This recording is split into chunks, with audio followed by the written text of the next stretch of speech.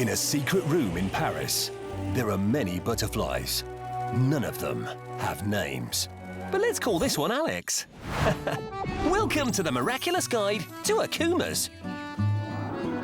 There are 4 stages to the life cycle of a butterfly. But some have a 5th. Charged with dark energy, Hawkmoth transforms them into Akumas. Fly, my little evil one, and Akumatize them. Akumas are attracted to negative emotions. Oh dear. And have the power to inhabit objects, transforming the owners of those objects into villains. All kinds of villains. Even giant babies. Oh, creepy! Hawkmoth communicates with the villains through the power of the Akumas. I am Hawkmoth. Those Akumas can also get into Hawkmoth's cane. Stylish! They can even make giant faces. And once, the Akumas changed colour, which gave them the ability to Akumatize more than one person at a time. Oh, look at them! They're everywhere!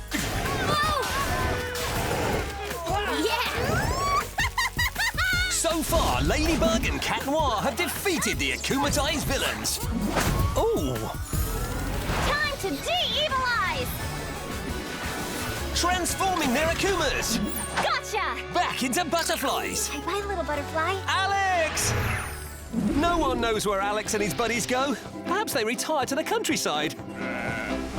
Wherever they go, there are still plenty of butterflies waiting to be Akumatized in Hawkmoth's lair.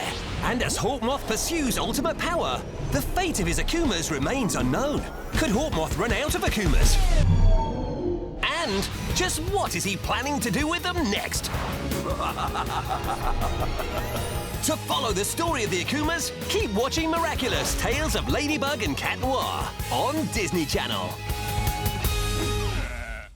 For more like this, tune into Disney Channel. Meanwhile, click or tap to subscribe.